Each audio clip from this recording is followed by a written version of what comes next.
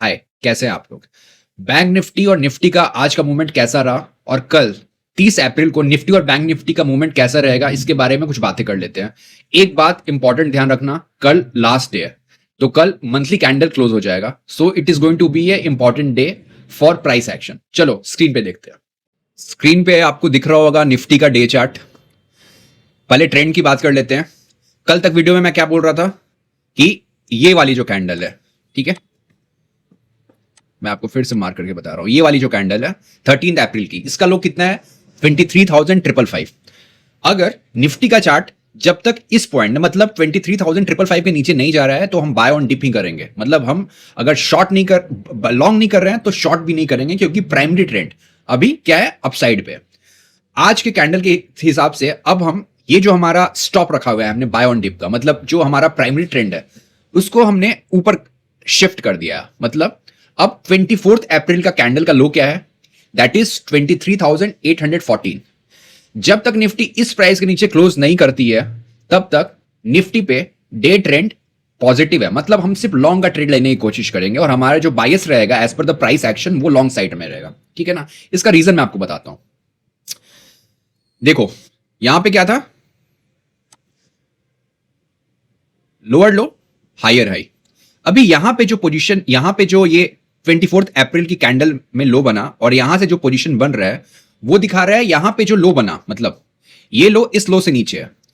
तो अब अगर फ्यूचर में प्राइस क्या कर सकता है, इसके बारे में हम प्रोबेबिलिटी के बारे में बात कर रहे हैं। एक प्रोबेबिलिटी ये है कि एक नया हाई बनाएगा, इस हाई के ऊपर 22 अप्रैल के कैंडल के ऊपर जाएगा और एक नया हाई बनाएगा, तो ये ट्रेंड कंटिन्यू रहेगा हायर हाई और हायर लो का। दूसरा अजम्पशन हमारा है कि हो सकता है यहां से रिजेक्शन आए और प्राइस डबल बॉटम करके और यहां से ब्रेच कर जाए। अगर प्राइस यहां के नीचे जाता है, मतलब 24 अप्रैल के कैंडल के नीचे जाता है, तो फिर क्या होगा, फिर बनेगा लोअर लो। और लोअर लो क्या है, लोअर लो दिखाता है कि अब बियर्स हावी हो रहा है। होप आपको ये लॉजिक मेरा समझ में आ रहा होगा, ठीक है। क्यों 24 अप्रैल का कैंडल पे हमने अभी कल के लो को हमने प्राइमरी ट्रेंड के आइडेंटिफिकेशन के लिए रखा है, राइट। इसके अलावा कुछ इंपॉर्टेंट चीजें हैं जो मैं आपको भी बताता हूं। Just hold on, I will just remove this arrows. उससे क्या होगा ना कि आपको क्लैरिटी मिलेगी। अभी देखना आज क्या हुआ। कल मैंने क्या बताया था आपको कि अभी बाय ऑन डिप का टाइम चल रहा है, हमें बाय ऑन डिप ही करना है। देखो आज की कैंडल ने एक अच्छी खासी मूवमेंट दी, दो एक सेलिंग प्रेशर आया है, ठीक है।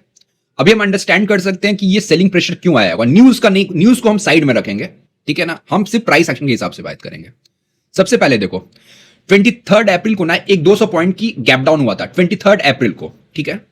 तो यहां पे एक गैप बन रहा है, अगर आप यहां पे देखो तो सबसे पहले निफ्टी ने आज फर्स्ट ट्राई किया है उस गैप को फिलअप करने का। अभी गैप फिलिंग क्या होती है, मैं बार बार रिट्रेट करता हूं, जो गैप्स होती हैं चार्ट्स पे वो एक तरीके का वैक्यूम होता है। तो आपने अगर वैक्यूम में अगर आप कोई चीज डालोगे ना तो वो सक करता है, उसी तरह वैक्यूम, उसी तरह गैप प्राइस को अपनी तरफ खींचती है।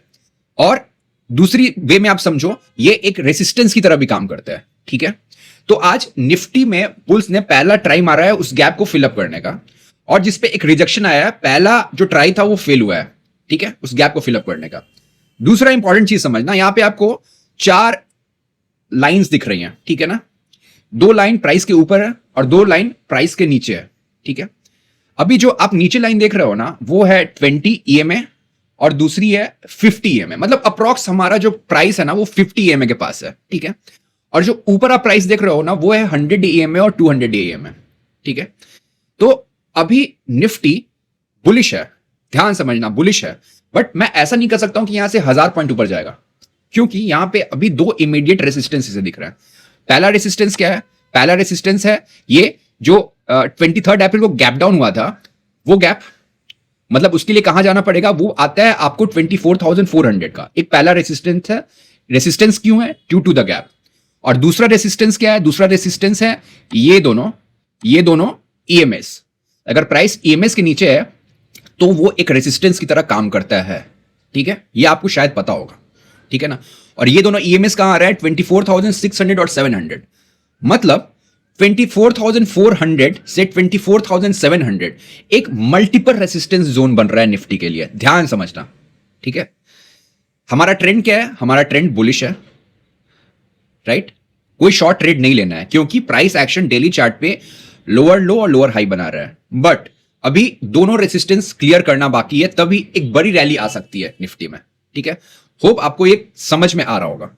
ठीक है, ये था निफ्टी का चार्ट। अब हम चलते हैं बैंक निफ्टी का चार्ट पे। देखो अभी बैंक निफ्टी का चार्ट तो वीक है, राइट। और मतलब ट्रेडिंग की एक खासियत होती है ना, अगर आपने मेरा परसों का वीडियो देखा होगा तो मैंने परसों के वीडियो में कहा था कि मुझे बैंक निफ्टी का चार्ट निफ्टी के चार्ट से स्ट्रांग लग रहा है। लेकिन कल एक आरबीआई का प्रोविजन के रिगार्डिंग एक चेंज आया, एक मतलब एक नॉर्म्स उन्होंने चेंज कर दिया है, जिसमें बैंक को अपनी प्रोविजनिंग जो है वो अब प्रूडेंशियल बेसिस पे करनी पड़ेगी। ठीक है, फॉरवर्ड लुकिंग पे होगी। उसके कारण most of the banks, specially POC banks के जो पैट है उस पर एक डेंट आ सकता है। इसी कारण बैंक में आप देख रहे होगे सारे बैंकिंग स्टॉक में एक नी जर्क रिएक्शन आया।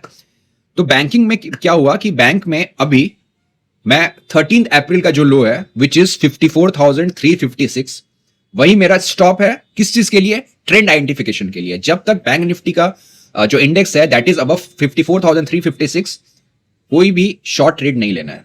जब इसके नीचे जाएगा तो हम शॉर्ट ट्रेड लेंगे। निगेटिव चीजें प्लस लेकिन क्या हो रही है बैंक निफ्टी में, आप ध्यान समझना।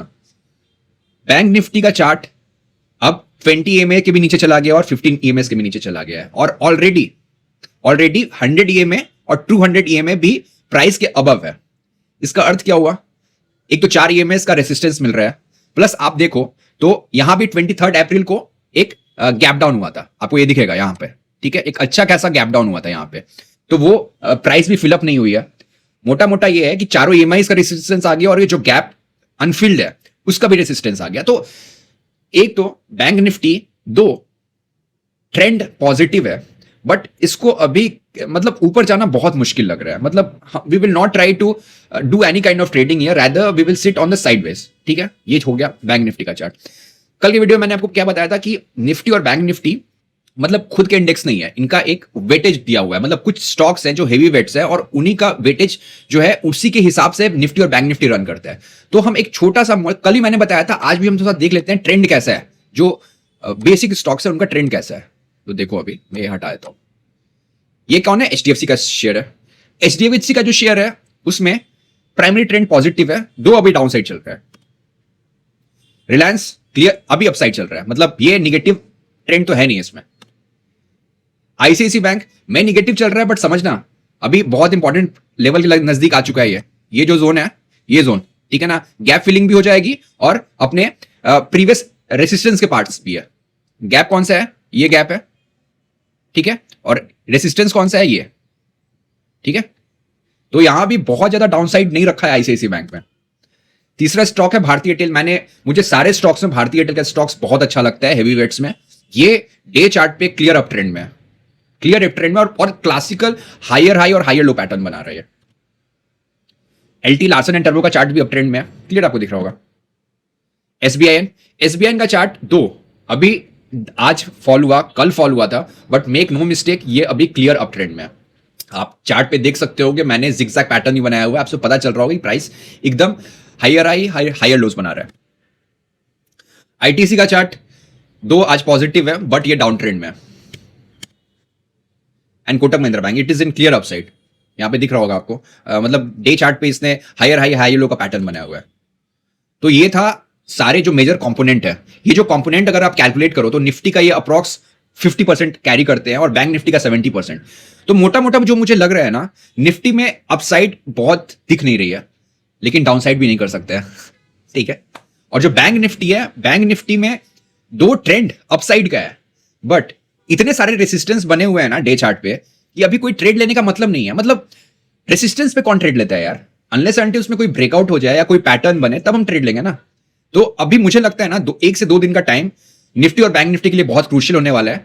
या तो जो पहला ट्रेंड चल रहा है वो ब्रेक होगा, या फिर यही ट्रेंड कंटिन्यू रहेगा। होप आपको ये वीडियो अच्छा लगा हो। अगर अच्छा लगा है तो प्लीज एक लाइक कर दिया करो यार। बाय।